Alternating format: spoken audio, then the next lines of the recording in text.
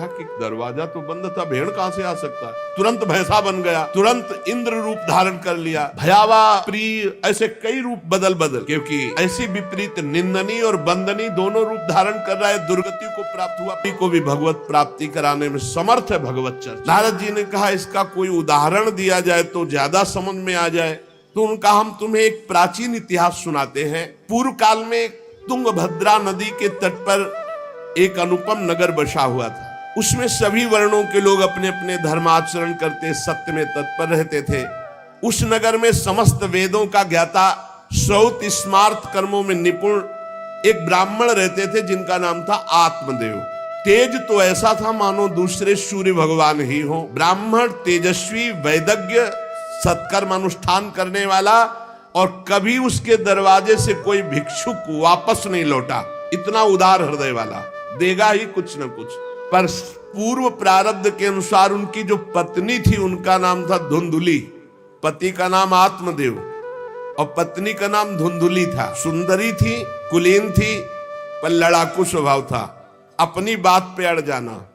अब वो बड़े ज्ञानी थे, वैदज्ञ, वेद के ज्ञाता, इसलिए वो शांत रहते थे। लड़ाई घर में नहीं होती, वो लड़ने वाली ही बात करती थी, पर वो शांत रहते थे। जब घर में नहीं होती तो पड़ोसी से जाके भिड़ना, जरा जरा से कारण में। क्रूर स्वभाव, बकवादी स्वभाव, गृह कार्य में निपुण लेकिन कंजूस और झगड़ालू प्रारब्ध है। भोग विलास की कमी नहीं थी, खूब संपत्ति थी, घर बढ़िया सुंदर, परंतु सुख नहीं था।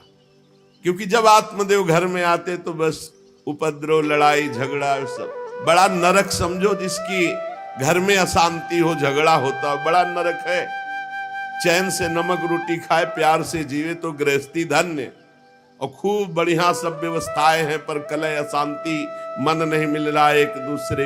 ये बहुत धीरे धीरे अवस्था डल गई, कोई संतान ही नहीं हुई। बड़े बड़े पुण्य कर्म किए, खूब दान पुण्य किया, लेकिन संतान नहीं हुई। अब वो ब्राह्मण बड़े चिंतातुर हुए आत्मदेव की, जिसके संतान न हो तो फिर उसको पिंडदान कौन करेगा। गृहस्थी में विचार होता, कुल परंपरागत चलाने वाला तो कोई होना चाहिए। अब वो बड़े चिंतातुर हुए, हर उपाय करके हार गए थे। तो एक दिन उनके मन में आया कि एकांत जंगल में चलते और अपने प्राणों को त्याग देते हैं, क्योंकि घर में जाओ तो कलह है, न कोई संतान है। अब क्या सब कुछ करके देख लिया, बुढ़ापा आ रहा है, पुत्र तो हुआ नहीं, तो कम से कम पुत्र होता तो कुल परंपरा चलाने। अब क्या, वो ऐसी भावना में थे कि जीवन व्यर्थ है, जंगल को चल दिए। उधर एक सरोवर में प्यास बुझाने के लिए एक महान संत आ रहे थे। जब कोई धर्मात्मा पुरुष दुखी होता है तो भगवान अव्यक्त रूप से संतों से मिला देते हैं। वो सन्यासी महात्मा थे। ब्राह्मण देखा कि वो जब जल पी चुके तो जाके साष्टांग दंडवत किया, शास्त्रों का ज्ञान था, हाथ जोड़कर खड़े हो गए। तो कथम रोदसी विप्रत्वम काते चिंता बलियसी वदतम सब्बत सत्वरम मह्यम स्वस्य दुखस्य कारणम। ये लंबी लंबी सांसें खींच रहे हो, उदास खड़े हो, दुखी दिखाई दे रहे हो। देखने से तो लगता है कि तुम ब्राह्मण हो, क्योंकि तेजस्वी हो। क्या चिंता है तुम्हारी जो तुम जल्दी जल्दी श्वासें खींच रहे हो लंबी, और दुख प्रकट कर रहे हो। ब्राह्मण ने कहा, महाराज आखिरी उपाय आप हैं। वैसे तो मैं बताऊं, अपने जीवन से निराश हो चुका हूं, आपको देखा तो आशा बन गई। पूर्व जन्म का कौन सा प्रारब्ध मुझे पता नहीं, पर संतान योग नहीं। अब मेरे पितर गरम गरम आंसू चिंता जनित छोड़ रहे हैं, क्योंकि पिंडदान करने वाला हमारे कुल में कोई नहीं रहा, संतानें नहीं उत्पन्न हुई। बहुत दुखी हो गया हूं। सही बताऊं, मैं आम प्राण त्यागने आया हूं जंगल में। मेरा मन मुझे धिक्कारता है कि तुम्हारा सब कुछ बेकार जब संतान नहीं।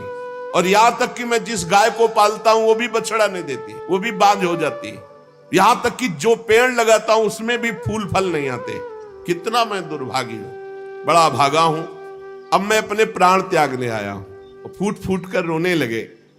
संत का हृदय बड़ा करुणा में होता है। संत चाहे तो नवीन प्रारब्ध तत्काल रच सकते हैं, क्योंकि भगवान के भजन में अपार सामर्थ्य है। उन्होंने अपनी दिव्य दृष्टि से देखा, कहा आत्मदेव ब्राह्मण, पुत्र का मोह तो छोड़ दो, आप विवेक का आश्रय लो, भजन करो। मैं तुम्हारी रेखा को देख रहा हूं, एक जन्म नहीं 7 जन्म तक कोई संतान है ही नहीं। देखो संतान के पीछे मत पड़ो। राजा सगर, महाराज अंग, बड़े बड़े संतान में बहुत दुख भोगे हैं। अब तुम भजन करो, जंगल में निकल आए, भजन करो, संतान की आशा छोड़ो। ब्राह्मण ने कहा कि मुझे उपदेश नहीं, ये उपदेश नहीं, सब पढ़ाऊं, मुझे पुत्र चाहिए, पुत्र देव, नहीं मैं आपके सामने अभी प्राण त्यागता हूं, मुझे पुत्र चाहिए। ब्राह्मण का ऐसा आग्रह देख करके सन्यासी जी ने कहा कि देखो, विधाता के लेख को कोई मिटा नहीं सकता, चित्रकेतु का चरित्र पढ़ के देख लेना। दैव जिसके उद्योग को कुचल देता है वो सफल नहीं होता है, तुम्हें पुत्र सुख नहीं है। उन्होंने कहा फिर हम कह रहे हैं बस अब पुत्र का आशीर्वाद दे ही दो, नहीं तो प्राण त्याग देंगे आपके सामने। सन्यासी जी ने देखा है तुम मानने ही वाले नहीं, तो उन्होंने योग बल से एक फल प्रकट किया, तपोबल से, और कहा लो, योग तो नहीं तुम्हारे पुत्र का, पर मैं ये फल देता हूं, अपनी पत्नी को खिला देना, इससे बड़ा ज्ञानी महात्मा पुत्र पैदा होगा। हमारी स्त्री 1 साल तक सत्य, शौच, दया, दान, ब्रह्मचर्य का पालन करे, एक टाइम अन्न खाए, तो और ये फल पाने के बाद 1 वर्ष के बाद ऐसा महापुरुष प्रकट होगा जो तुम्हारा कल्याण भी कर देगा, तुम्हारे पितरों का भी उद्धार कर देगा। वो योगीराज सन्यासी फल दिए। अब तो आत्मदेव बड़े प्रसन्न हुए क्योंकि कामना पूर्ण हो गई। फल लेकर आए धुंधुली, उनकी पत्नी थी जो लड़ाकू स्वभाव की, बड़ा क्रूर स्वभाव, दुष्ट स्वभाव, वैसे ही क्रूर स्वभाव था। आके कहा हो भाग्य, एक सन्यासी मिले, वो फल दिए, और उन्होंने नियम बताया है कि 1 साल तक सत्य बोलोगी, पवित्र रहोगी, दूसरों को दान करोगी, एक समय तुम अन्न खाओगी, और बहुत शुद्ध स्वभाव वाला महात्मा बालक पैदा होगा, ये फल खा लो। तो उन्होंने कहा कि फल तुरंत थोड़ी खाया जाता, नहा धो के बड़े पवित्रता से खाया जाता, लाओ और जाओ, आप निश्चिंत रहो। बोलने अगर हमारे सामने तुम्हें विश्वास नहीं, वो डरते भी थे, घर के बाहर हो गए।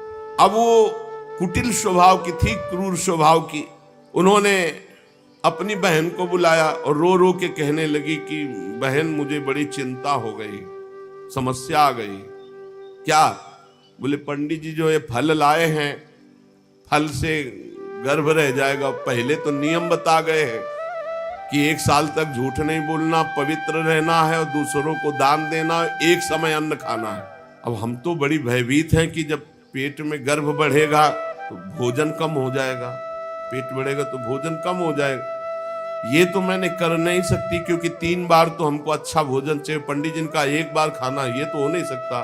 अच्छा, गर्भ बढ़ा, पेट बढ़ा, खाया पिया जाएगा नहीं, बहुत परेशानी उसमें लगेगी। और कहीं दैववश से अगर डाकू आ गए तो भाग भी नहीं पाऊंगी। चलो डाकू ना आए, कहीं आग लग गई घर में, तब तो हम जल के मरी जाएंगे क्योंकि गर्भ पेट में, ये तो हमसे नहीं। और फिर गर्भ निकलते समय सुना बहुत कष्ट होता है, ये सब हमसे नहीं होने वाला। देखो एक क्रूर स्वभाव की नकारात्मक सोच। और कहीं प्रसव काल में गर्भ टेढ़ा हो गया तो हम तो मरी जाएंगे, ये तो हमसे नहीं होगा। और अगर गर्भ हमारा बड़ा होने लगा और घर में ननद आ गई, सब माल मता समेटती रहेगी, हम तो कुछ लड़ ही नहीं पाएंगे क्योंकि लड़ने लायक नहीं रहेंगी। ये सब विचार करके उसका, ये सब हमसे नहीं होने वाला। तो उनकी बहन ने कहा सोच क्यों करते हो? ठीक इसी समय हमें अनुभव हुआ है 2-4 दिन में, इसी महीने में, कि हमारे पेट में है, तुम हमारे पति को धन दे देना और गर्भवती का नाटक करो, जब हमारे बच्चा होगा हम तुम्हारे यहाँ पहुंचा देंगे, हम अपने यहाँ शोरगुल कर देंगे, बच्चा मर गया, कौन देखने आता है, और पति को पैसा दे देना। हाँ, ये तो बढ़िया बात रही, बढ़िया विधान बन गया, जैसे को तैसे मिले तो बढ़िया विधान बन गया। तू गर्भवती का नाटक कर आज से कि फल पा लिया और मैं गर्भवती हो गई, मैं अपने बालक को मरा घोषित कर दूंगी, और ये जो फल लाए हैं इसकी परीक्षा के लिए जो गऊ है उसको उपवा दो। जैसा उनकी बहन ने कहा था वैसे धुंधुली ने सब कर दिया। देख लो, कहा था स्वामी जी ने तुम्हारे 7 जन्म बालक नहीं, तो देखो बुद्धि कैसी खराब हुई, गाय को। अब जब उसकी बहन के पुत्र हुआ तब तक वो कपड़ा पड़ा पेट में लगा के नाटक करती रही होगी कि हमारे गर्भ है। फिर एकदम घोषणा कर दी जब वो पुत्र रातों रात पहुंच गया, ये हमारे संतान हो गई। उसके पिता को अच्छा धन दे दिया, वो धुंधुली को ला करके बहन का बेटा दे। आत्मदेव तो बहुत आनंद हो गए, जान न जाए नारी गति भाई। उनको क्या पता कि घर में क्या रहस्य हुआ, वो तो बहुत सुखी हो गए कि संत भगवान के द्वारा दिए हुए फल से हमारे पुत्र हो गया। बड़ा आनंद, बड़ा उत्सव मनाया। बालक के जात कर्म संस्कार कराए, खूब दान पुण्य किया, मांगलिक कृत्य किए। धुंधुली ने अपने पति से कहा, पता नहीं क्या कारण है, मेरे वक्षा स्थल में दूध तो है नहीं, और अभी नया बालक है, बिना माँ के दूध के जीवित नहीं रहेगा, तो हमारी बहन के बालक हुआ था पधार गया है, उसको बुला ले क्या? अरे उन्होंने कहा बिल्कुल बुलाओ, हम और पैसे देंगे, स्वागत करेंगे, हमारा बच्चा पुष्ट होना चाहिए। बहुत बुद्धि लगाते हैं क्रूर स्वभाव के लोग, कैसा एकदम फिट कर लिया विधान। अब उसको बुला लिया बालक का पालन पोषण करने के लिए पैसे के लिए, और वो असली माँ तो वही है ही है। पुत्र की रक्षा के लिए जो जो कहा आत्मदेव ने वो सब स्वीकार कर लिया। 3 महीने इस बालक के व्यतीत होने के बाद, उन्होंने कहा था 1 साल बाद होगा, 3 महीने व्यतीत होने के बाद गौ के बच्चा हुआ मनुष्याकार, केवल कान गौ के, पूरा मनुष्याकार, सर्वांग सुंदर, दिव्य तेजो में स्वर्ण की सी कांति। क्योंकि वो योगी के तप का, ब्राह्मण देवता नाच पड़े कि भगवान जब दिए तो कितना आनंद, घर में भी बच्चा और गौ के भी बच्चा ही हुआ। खूब संस्कार करके मंगलदान, बड़े प्रसन्न है। सब लोग कहते हैं आत्मदेव का देखो कैसा भाग्य बदला कि घर में भी पुत्र हुआ, गौ के भी पुत्र हुआ, बछड़ा नहीं, केवल कान भर। कैसे आश्चर्य की बात, दिव्य बालक उत्पन्न हुआ। पर इस गुप्त रहस्य का किसी को पता नहीं। आत्मदेव ने देखा कि बालक पूरा मनुष्याकार, केवल कान, गाय के तो नाम रखा गोकर्ण। और धुंधुली ने किसी शास्त्रीय पद्धति से नहीं, अपनी पद्धति से, हमारा नाम धुंधुली तो हमारे लड़के का नाम होगा धुंधकारी, उसका नाम रखा धुंधकारी। कुछ काल व्यतीत हुआ, दोनों जवान होने लगे। गोकर्ण में पूर्ण वैदिक सिद्धांत, धर्म पूर्वक, बड़े ज्ञानी महात्मा, और धुंधकारी पूर्ण दुष्ट। शौचाचार का तो नाम भी नहीं था पवित्रता का धुंधकारी में। खान पान पशुओं वाला, क्रोध नाक में चढ़ा, गंदी वस्तुओं से प्यार करने वाला, बहुत ही गंदा स्वभाव। चोरी बचपन से, द्वेष, पीट देना, लड़ाई करना, ये उसका चलते स्वभाव। दूसरों के खेती में आग लगा देना, घरों में आग लगा देना, गौशाला में आग लगा देना। जैसे किसी का बालक खेल रहा है, आसपास देखा कोई, उठाया कुएं में फेंक दिया। बड़ा दुष्ट स्वभाव। और बड़ा हुआ हिंसक स्वभाव, अस्त्र शस्त्र धारण करके। जैसे कोई अंधा जा रहा है तो आओ बाबा तुम्हें रास्ता बता दो, कुएं में जाके ढकेल देता है। बहुत ही गंदा स्वभाव, दुष्ट स्वभाव। अब वो शिकार करने लगा पशुओं का और मांस खाने लगा। जहां आत्मदेव कितनी पवित्रता से, वहां दुष्ट कितना। अब धीरे धीरे व्यभिचार करने लगा, वैश्याओं से संपर्क रखने लगा। संपत्ति थी ही, सारी संपत्ति वैश्याओं को। एक दिन पिता ने कहा आत्मदेव ने कि तुम्हारे आचरण इतने आसुरी प्रभाव के, हमें लगता है कि तुम हमारा सर्वनाश करने के लिए प्रकट, ये क्यों करते हो? तो खूब गिरा गिरा के मारा आत्मदेव को। सन्यासी की बात अब याद आई कि तुम्हारे भाग्य में पुत्र सुख नहीं है। खूब मारा आत्मदेव को। जब इतनी जोर से मार रहा था तो थोड़ी तो दया आई कि पति है, बचा ले। तो धुंधुली गई तो फिर धुंधुली की दम जम के पिटाई की। अब वो तो राक्षसी स्वभाव। और घर के जितने जेवर बर्तन सब उठा के बेच दिए, वैश्यागामी। अब जब सारी संपत्ति स्वाहा, खाने को भी नहीं, तो धुंधुली बैठ के रोती। रोना इससे तो अच्छा कि मैं बांझ रह जाती। दुष्टता की ना, पति ने जब तुम्हें एक दिव्य फल दिया था, खाना चाहिए था। मैं कहां जाऊं, कौन मेरा सहयोग करे? बड़ी विपत्ति, बड़ा दुख, न खाने को न पीने को। अतरे दिन पिटाई करता धुंधकारी, आत्मदेव की भी और धुंधुली की भी। पिता बैठ के रो रहे थे। मैं सन्यासी की बात मान जाता तो गोकर्ण जी आए और उन्होंने कहा पिताजी, आप जैसे विद्वान पुरुष को ऐसा शोक करना उचित नहीं। तुम शास्त्र के ज्ञाता हो, तुम्हें चाहिए कि संसार की असारता का तो थोड़ा विचार करना हो। ये दुख रूपी मोह में फंसकर आप एक अज्ञानी पुरुष की तरह रो रहे हो, पिट रहे हो। पिताजी, क्या शास्त्रों में नहीं पढ़ा पुत्र किसका, धन किसका, पत्नी किसकी, शरीर किसका? ये मोह के कारण अज्ञानी जन रात दिन दीपक की तरह जल रहे। पिताजी, ना सुख इंद्र को है, न चक्रवर्ती राजा को है, सुख है तो एकांत में भगवान का भजन करने वाले को है। ये देखो गोकर्ण, ये मुंचा ज्ञानम प्रजारूपम मोह तो नरके गति। ये नरक जाने वाली बात, पुत्र के मोह में फंस करके आप छोड़ो इसे, आपका शरीर नष्ट हो जाएगा। इसलिए मेरी प्रार्थना मानो, आज से निकलो घर से और वन में जाओ, भगवान का चिंतन करते हुए जीवन व्यतीत करो। गोकर्ण जी के वचन सुनकर आत्मदेव वन में जाने के लिए तैयार हो गए। उनका बेटा, आज तक तो कभी वन में तपस्या भजन किया नहीं, बड़ा शरीर से राग है, क्या करूं, कैसे भगवत प्राप्ति करूं?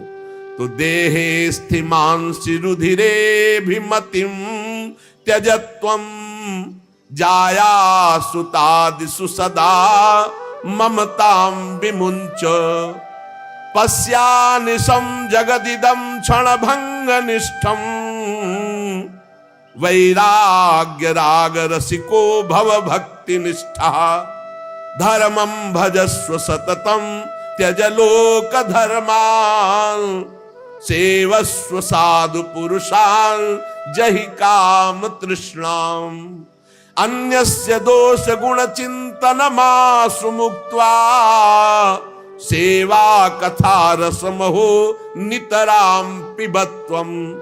संत समागम कभी व्यर्थ नहीं होता। देखो, संत समागम का फल है गोकर्ण जी। गोकर्ण जी ने कहा, पिताजी, जिस शरीर को आप मैं मान रहे हो, ये आप मैं नहीं हो। ये शरीर हड्डी मांस रुधिर का पिंड है, इसे आप मैं मानना छोड़ दें। आपकी स्त्री, आपका पुत्र, ये कभी आप मत माने। ये आपके नहीं थे, न पहले और न बाद में, बीच में भास रहे कि आपके हैं। ये संसार रात दिन नाश को प्राप्त हो रहा है, क्षण भंगुर है।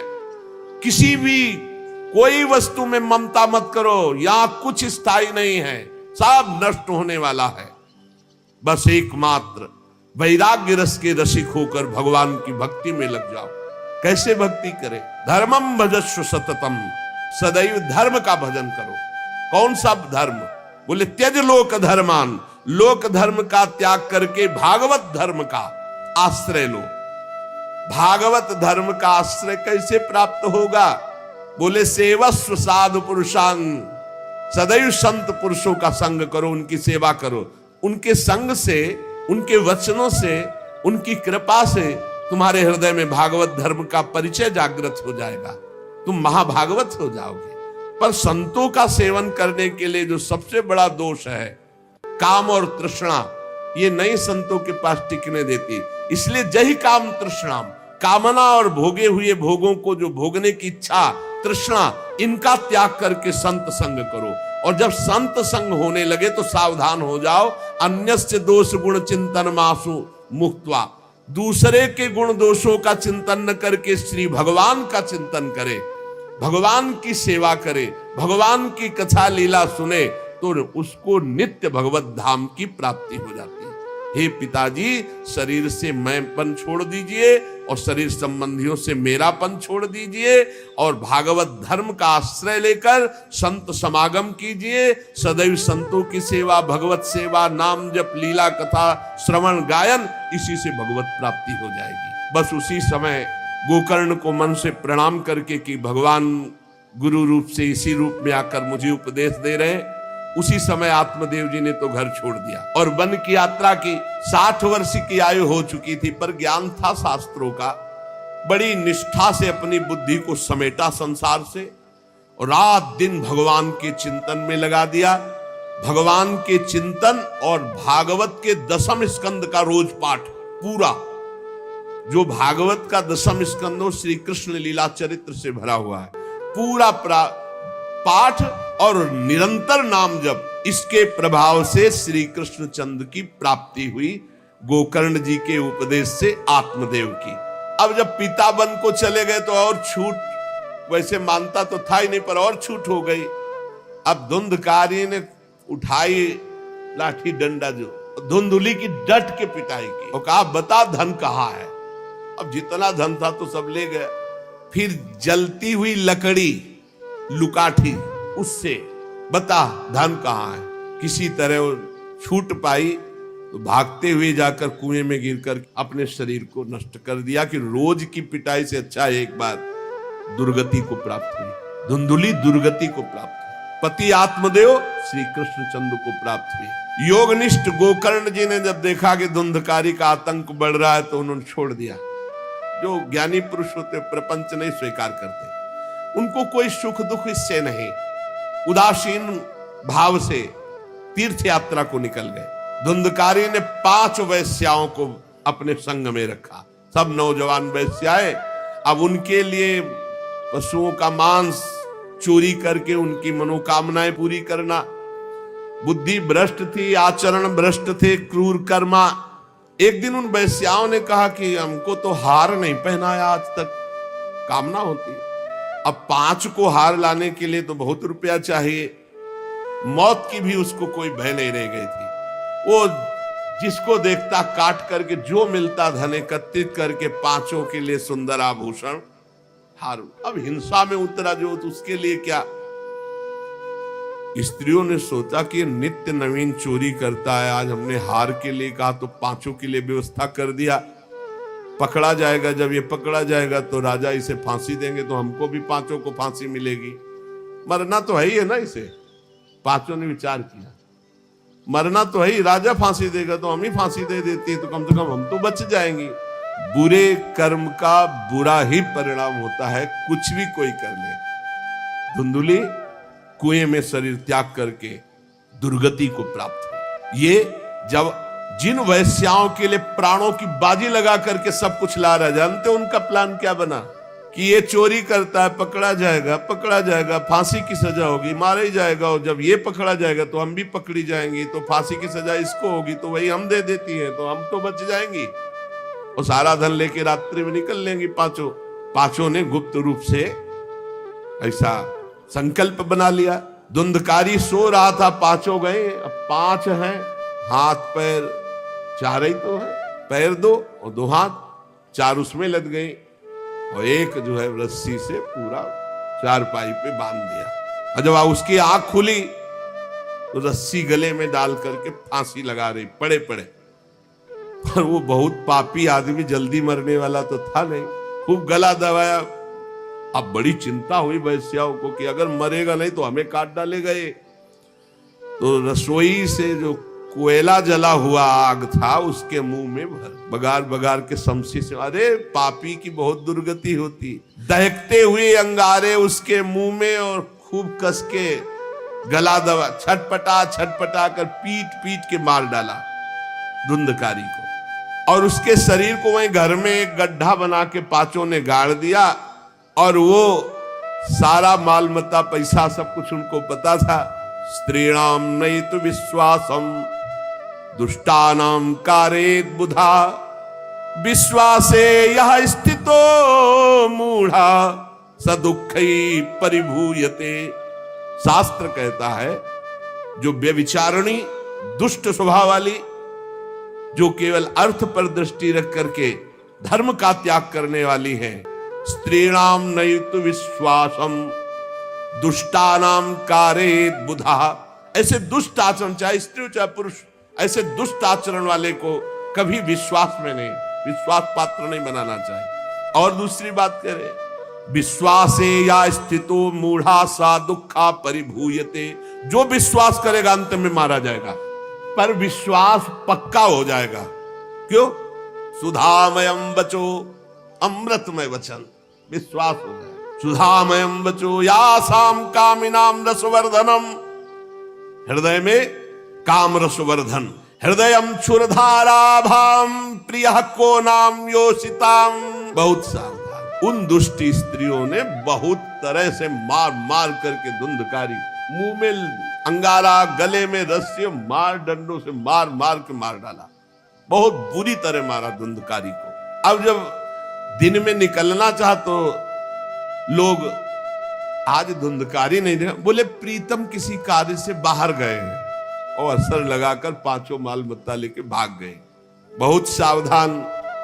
संघृत्य वित्तम तायाता कुलटा बहुभर्तिका, धुंधकारी बभूवात महान प्रेतः कुकर्मतः।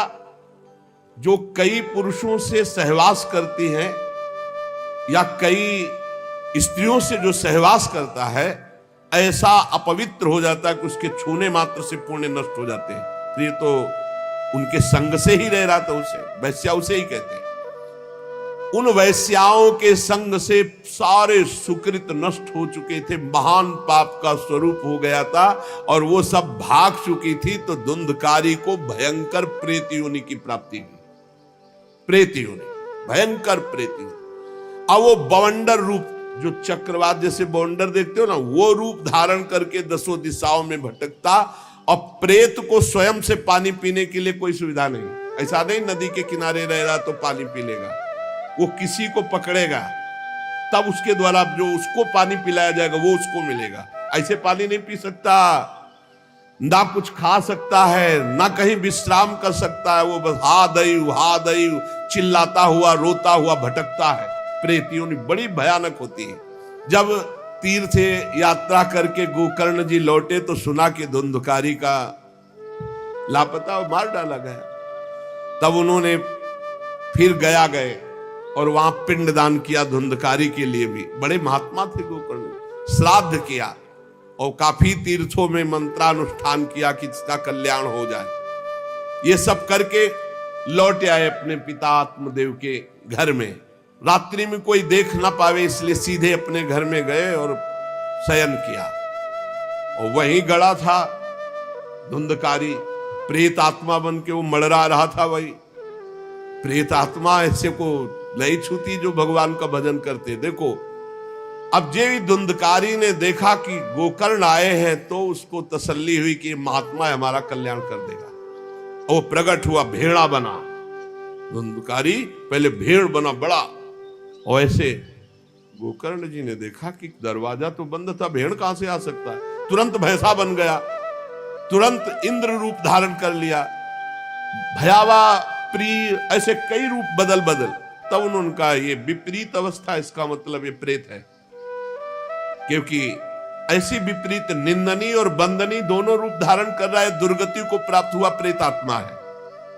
वो डरने वाले तो थे नहीं, ज्ञानी महात्मा थे। गोकर्ण ने कहा, कस्तो मुग्र तरो रात्रौ कुतो यातो दशामिमाम किंवा प्रेता पिशाचो वा राक्षसो शीत संसना। कौन है तू? प्रेत है, पिशाच है, राक्षस है, क्या है ये? क्या नाटक कर रहा है? कभी भेड़ बनता, कभी भैंसा बनता, कभी इंद्र बनता, कभी ये रूप। कौन है तू? ये अधोगति को प्राप्त कैसे हुआ तू? गोकर्ण जी डरे नहीं। अगर सच्चा महात्मा न हो तब तो भयभीत हो जाए। गोकर्ण जी सच्चे महात्मा है। अब वो चिल्ला चिल्ला के केवल रो रहा, एक शब्द भी नहीं बोल पा रहा। तो गोकर्ण जी समझ गए अधिक पाप होने के कारण ये बोल नहीं सकता। तब अंजलि में जल लिया और कई मंत्रों का जाप किया और फिर उसके ऊपर फेंका। जे भी फेंका तब बोल पाया, भैया मैं आपका भाई धुंधकारी हूं, बचा लो, मेरी भारी दुर्गति हो गई। मैं तुम्हारा भाई हूं, मैं धुंधकारी हूं। अब मुझे बहुत कष्ट हो रहा, पश्चाताप हो रहा, मैंने सब कुछ नष्ट कर दिया, धर्म भ्रष्ट पापाचारी। अब मेरी बड़ी दुर्गति है। उन उल्टा वैश्याओं ने मुझे तड़पा करके मारा है। मैं कुछ कर नहीं सकता इस समय। ऐसा थोड़ी कि प्रेत है जिसको चाहे पटक दे, ऐसा नहीं है, ऐसा विधान नहीं। पहले वैश्याओं को मारता जाके, मैं कुछ कर नहीं सकता। प्रेत योनि में पड़कर दुर्दशा भोग रहा हूं। अब दैववश केवल वायु से जीवित हूं, बहुत प्यासा हूं, भूखा हूं, पर नहीं खा सकता, नहीं पी सकता। आप दया समुद्र भैया मेरा उद्धार करो। गोकर्ण ने कहा कि तुम्हारा उद्धार तो हो जाना चाहिए, तुम्हारे लिए तो मैं गया में गया, वहां श्राद्ध दिया, तीर्थों में भी अनुष्ठान किया, फिर तुम्हारा प्रेत योनि से उद्धार कैसे नहीं हुआ? तो उनका भैया एक दो बार गया श्राद्ध से मेरा कुछ नहीं होने वाला, बहुत पापी हूं, बहुत बड़े बड़े पाप किए हैं। कोई दूसरा उपाय सोचो, छोटे मोटे पिंडदान से, दान पुण्य से मेरा उद्धार होने वाला नहीं, बहुत स्टॉक है हमारे पाप का। तुमको हम बताएं, सैकड़ों बार गया श्राद्ध करो तो भी मेरा कल्याण नहीं हो सकता, ऐसा मैं पापी हूं। कोई दूसरा उपाय सोचो। गोकर्ण जी ने कहा, सैकड़ों गया श्राद्ध से तुम्हारी मुक्ति नहीं हो सकती, तो तुम्हारी मुक्ति असंभव है। कहा भैया मैं तुम्हारे चरणों में पड़ा हूं, मुझे मेरा उद्धार करो।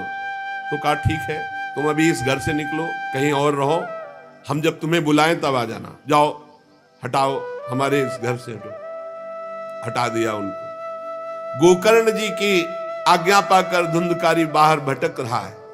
रात भर विचार किया कि इसका कल्याण कैसे होगा, जब सैकड़ों गया श्राद्ध से कह रहा उद्धार नहीं होगा। अब जब प्रातः काल हुआ, दरवाजा खुला तो बहुत से विज्ञजन आकर के गोकर्ण जी से मिले। गोकर्ण ने सबसे सलाह की कि क्या हो सकता है, ऐसे ऐसे स्त्रियों ने उनको मारा और वो प्रेत योनि को प्राप्त हुए। जो लोग विद्वान थे, योगनिष्ठ थे, वेदज्ञ थे, उन्होंने कई शास्त्र पाठ आदि की बातें बताई सबने, पर सही उत्तर नहीं मिला। गोकर्ण जी महान तपस्वी थे। गोकर्ण जी ने प्रातः काल स्नान करके अर्घ दे रहे थे, बोले औरों से क्या पूछना, सीधे सूर्य भगवान से पूछो। मंत्र का उच्चारण करते हुए सूर्य भगवान को स्थगित कर दिया, रोक दिया। बहुत बड़ी मंत्रों में तथा सर्वै सूर्य वाक्यम तन मुक्तो स्थापितम परम गोकर्णा स्तंभनम चक्रे सूर्य वेगस्य वै, तथा सूर्य की गति को रोक दिया। और तुभ्यम नमो जगत साक्षिन ब्रूहि में मुक्ति हेतुकम। अब हम किससे पूछे, आप ही बताओ।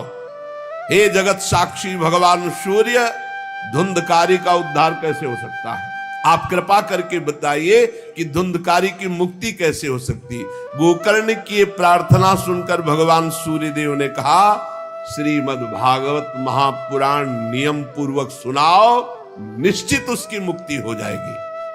सप्ताह पारायण 7 दिन में पूरी भागवत श्लोक सहित। सूर्य भगवान की आज्ञा सबने सुनी, गोकर्ण जी ने भी सुनी। बहुत सरल उपाय। गोकर्ण जी ने निश्चय किया, मैं स्वयं सुनाऊंगा और उसका उद्धार करूंगा। अब तो कथा का समय निश्चित किया। बहुत से लोग कथा सुनने के लिए वहां पहुंचे। जब सुना कि भगवान की कथा सब पापों का नाश कर देती है, तो बहुत से लोग, पापी पुण्यात्मा जो भी, सबको बैठने की उचित व्यवस्था की गई। एक 7 गांठ का बांस जो सीधा था, आवाहन किया धुंधकारी का और कहा इस पे बैठ जा, तू भी कथा सुन। तो सीधे 7 गांठ के बांस पर धुंधकारी जाकर के बैठ गया, छिद्र में वायु रूप होकर, क्योंकि बाहर कहीं स्थित नहीं रह सकता, चलायमान तो बैठना है। गोकर्ण जी ने एक वैष्णव को मुख्य श्रोता बनाया और प्रथम स्कंद से स्पष्ट स्वर में कथा सुनानी प्रारंभ की, श्लोक और अर्थ। सायंकाल को विश्राम दिया तो एक बड़ी विचित्र बात हुई।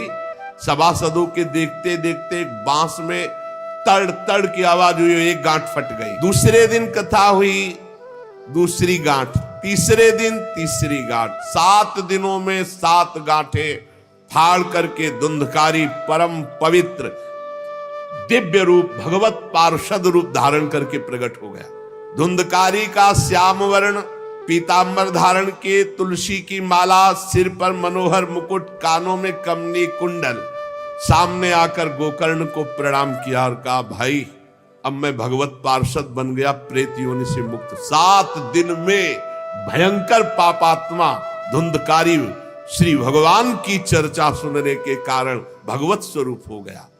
ओहो, कितना प्रेत पीड़ा मैं सह रहा था, एकमात्र श्री कृष्णचंद्र की लीला कथा सुनने मात्र से मैं भगवत स्वरूप हो गया हूं। भैया मैं कैसे आपका उपकार, मैं निंदनीय से निंदनीय पाप कर्म करने वाला कैसा उज्जवल स्वरूप प्राप्त कर लिया। भला मोह पूर्वक लालन पालन करने वाले शरीर को जो हष्ट पुष्ट करते हैं, उन्होंने भगवान का नाम जप नहीं किया, चर्चा नहीं सुनी, तो जीवन किस काम का? इसके पोषण के लिए पाप कर्म कर रहे हो और वृद्धावस्था आने वाली परिणाम में दुख, रोगों का दुख, भोगों की कामना का दुख, क्या क्या दुख, इसकी क्या गति होगी? गाड़ दिया जाएगा या जला दिया जाएगा। ऐसे मनुष्य शरीर को प्राप्त करके भगवत प्राप्ति नहीं की तो जीवन व्यर्थ चला गया। अरे जो अन्न प्रातः काल पकाया जाता है, दूसरे दिन सड़ जाता है, उसी अन्न से इस शरीर का पोषण होता, 6 घंटे में मल बना के निकाल देता है। ये शरीर कहीं अविनाशी है क्या? नाशवान शरीर है। जो लोग भगवान की कथा से वंचित है, भगवान का नाम जप नहीं करते, वो बुदबुदे जीवों में मच्छरों के समान जीवन उनका है, जन्मे मरे किस काम के। भला देखो, जिस बांस में मैं बैठा था तो बांस की गांठ फट गई, क्या भगवान की कथा सुनने पर चित्त की गांठ नहीं नष्ट हो जाएगी, जड़ चेतन की ग्रंथ। इसलिए धन्य है वो जो भगवान की कथा सुनने में अपना समय व्यतीत करते हैं। धुंधकारी ऐसी बातें कह रहा था, सबने देखा जय घोष करते हुए नमो नमः नमो नमः, और एक दिव्य विमान आया। भगवान वैकुंठ नाथ के पार्षद मंडलाकार तेजो में विमान, और सबके देखते देखते कहा, धुंधकारी आओ।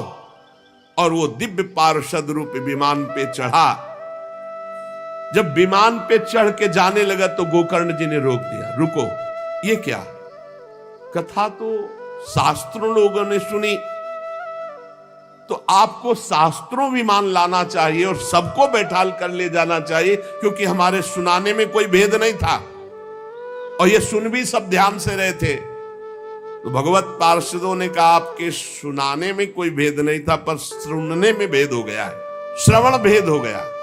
ये उपवास करके बिना कुछ खाए पिए रात दिन कथा का ही चिंतन करता रहा, मनन करता रहा, इसके कारण इनको भगवत पार्षद रूप मिला जा रहे। और ये कथा सुना भर है, मनन नहीं किया, मनन विषयों का हुआ, इसलिए विमान पे नहीं।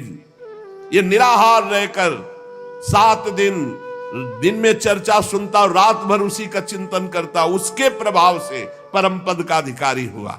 इसलिए जो मननहीन है, जिनको गुरु वचनों पर विश्वास नहीं है, जो कथा में चित्त की एकाग्रता नहीं है, वो फल भेद हो गया, वो भगवान के दिव्य धाम में एक बार में नहीं जा सकते। गोकर्ण जी आपको तो लेने के लिए स्वयं गोलोक बिहारी आएंगे, यूं कह करके विमान अंतर्ध्यान हो, अर्थात चले गए। गोकर्ण जी ने समस्त श्रोताओं से कहा, बिना तुम्हें विमान में बैठा ले मुझे चैन नहीं। सावन के महीना में हम फिर अनुष्ठान करेंगे, सब लोग कथा सुनो और सच्चे नियम से रहो, उसका मनन करो। ऐसा ही किया, सब लोग उपवास करके अल्पाहार करके कथा सुने, और जे ही 7 दिन में कथा की समाप्ति हुई तो भगवान के बहुत से पार्षद विमान लेकर आए, और जितने कथा सुनने वाले थे सबको परम धाम ले गए। और भगवान ने गोकर्ण जी को स्वयं गोलोक बिहारी हृदय से लगाया, जे भी हृदय से लगाया तो गोकर्ण भगवत स्वरूप हो गए। वही किरीट श्यामवर्ण पीतांबर धारण किए हुए, कुंडल आदि से विभूषित। यहां तक कहते हैं कि उस कथा में सुनने में जो कुत्ते भी बैठे थे, वो भी गोकर्ण जी की दृष्टि पड़ने पर विमान पर बैठकर भगवत धाम को गए। भक्तवत्सल भगवान श्री कृष्ण इतने गोकर्ण जी पर प्रसन्न हुए कि तुमने सबको कथा सुनाकर मंगल अनुष्ठान। इसलिए गोकर्ण जी जिस जिसको चाहा, मालूम कथा सुनकर कुत्ता मनन तो नहीं कर सकता, लेकिन गोकर्ण जी ने मनन किया कि ये कुत्ता भी कथा में बैठा था, इसका भी भगवत उद्धार हो जाए। ये आप इसीलिए आसपास जो ये जीव जंतु सब भगवत स्वरूप हो जाते हैं। बड़े बड़े सिद्धों को जो गति नहीं मिलती, धुंधकारी सहित समस्त श्रोताओं को भगवत धाम की प्राप्ति हुई। शेष चर्चा आगे। श्री राधा वल्लभ लाल की जय।